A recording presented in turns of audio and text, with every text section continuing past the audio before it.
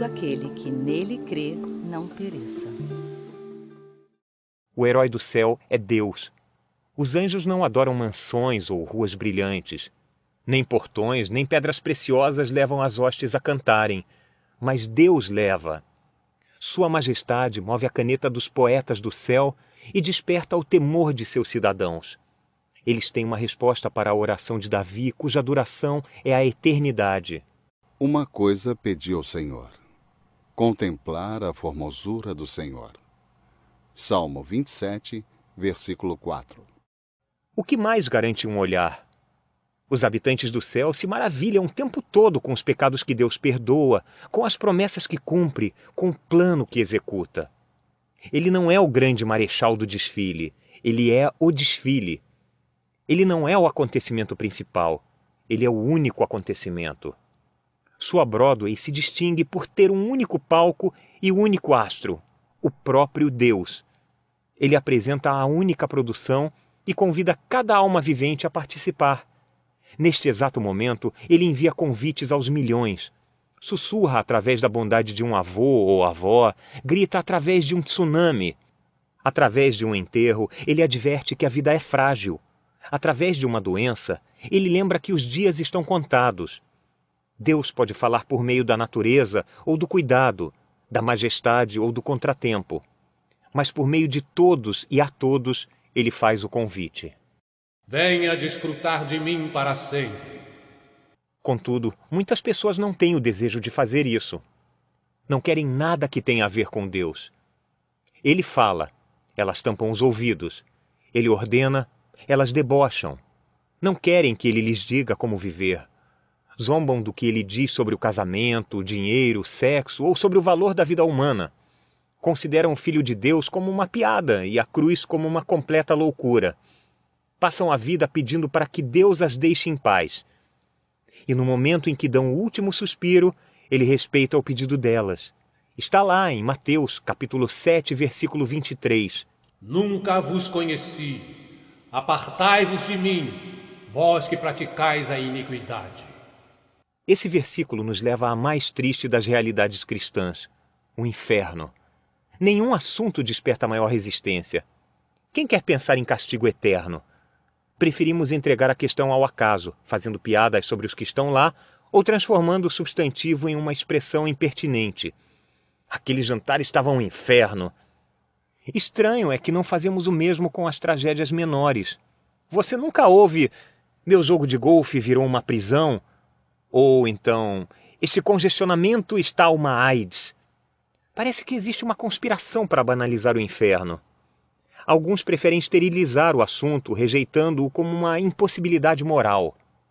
Filósofo, matemático, ferrenho defensor da lógica e ateu, Bertrand Russell nos lançou um desafio ao afirmar sua descrença de que uma pessoa possa realmente acreditar em um castigo eterno.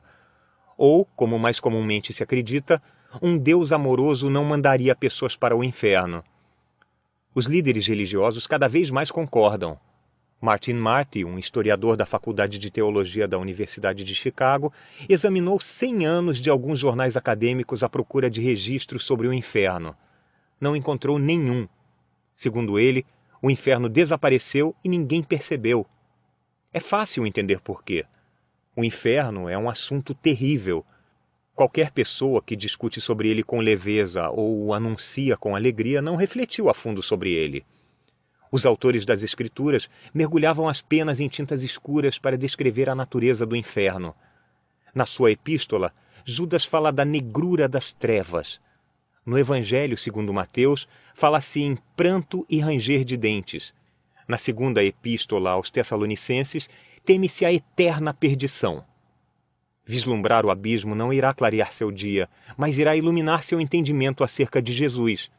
Ele não evitou a discussão. Muito pelo contrário, colocou uma placa de aviso com uma única palavra entre você e o caminho do inferno: perecer. Para todo aquele que nele crê não pereça, mas tenha a vida eterna. João, capítulo 3, versículo 16.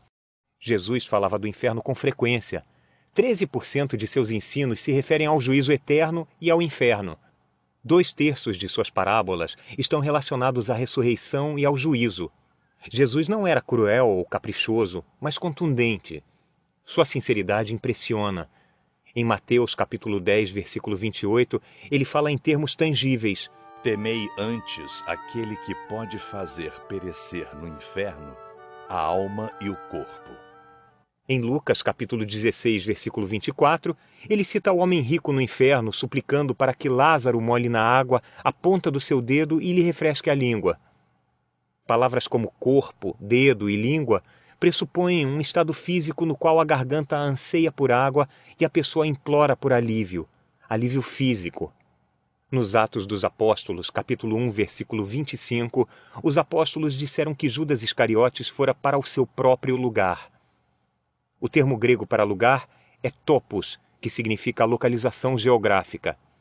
Em João, capítulo 14, versículo 2, Jesus descreve o céu com o mesmo substantivo. Na casa de meu pai há muitas moradas. Vou preparar-vos lugar. O inferno, como o céu, é um local, não um estado de espírito, não uma dimensão metafísica de espíritos flutuantes, mas um lugar real, povoado por seres físicos. Triste esta ideia. Deus tem reservado um lugar em seu vasto universo como depósito dos que têm um coração de pedra. Onde é exatamente o inferno? Em Mateus capítulo 22, versículo 13, Jesus dá uma dica arrepiante. O inferno está para fora. Amarrai-o de pés e mãos e lançai-o para fora, nas trevas. Para fora de quê? Para fora dos limites do céu, em primeiro lugar. Abraão, no paraíso, disse ao homem rico no tormento: Está posto um grande abismo entre nós e vós, de sorte que os que quisessem passar daqui para vós não poderiam, nem tampouco os de lá passar para cá. Lucas, capítulo 16, versículo 26. Não existem viagens do céu para o inferno. Não dá para sair do inferno para passar as férias no céu. O inferno é para o céu o que a extremidade de nosso universo é para a Terra. Está fora dos limites de uma viagem corriqueira. O inferno também está fora da esfera da conclusão. Esse castigo do inferno vai acabar. Esse Deus vai estipular uma data para acabar com ele. No Novo Testamento, encontramos dois verbos que nos fazem pensar. Tenham medo de Deus, que pode destruir no inferno tanto a alma como o corpo. Mateus, capítulo 10, versículo 28. Para que todo aquele que nele crê não pereça. João, capítulo 3, versículo 16. Destruir, perecer. Esses verbos não implicam um fim do sofrimento? Eu gostaria de poder dizer sim. Não há um ponto em que eu mais gostaria de estar errado do que nesta questão da duração eterna do inferno. Se Deus, no último dia, destruir os ímpios, comemorarei o fato de ter interpretado mal suas palavras. Contudo, a destruição parece contraditória às Escrituras. Deus reveste as suas advertências com linguagem eterna. Ouçam a descrição de João sobre os ímpios em Apocalipse, capítulo 14, versículo 11. E a fumaça do seu tormento sobe para todo sempre, e não tem repouso, nem de dia, nem de noite. Como a alma que passou pela eutanásia não poderia ter repouso nem de dia nem de noite? Jesus compara o inferno com o Guerrená, um depósito de lixo do lado de fora dos muros de Jerusalém, infame por suas chamas e deterioração constantes. Ele usa o Guerrena como uma descrição visual do inferno. Em Marcos, capítulo 9, versículo 48, é o lugar onde o bicho não morre e o fogo nunca se apaga. O bicho que não morre e o fogo que não se apaga, por mais simbólicas que essas expressões possam ser, cheiram a consumação contínua de algo. Em Mateus, capítulo 8, versículo 12, Jesus fala de pecadores sendo lançados para fora nas trevas.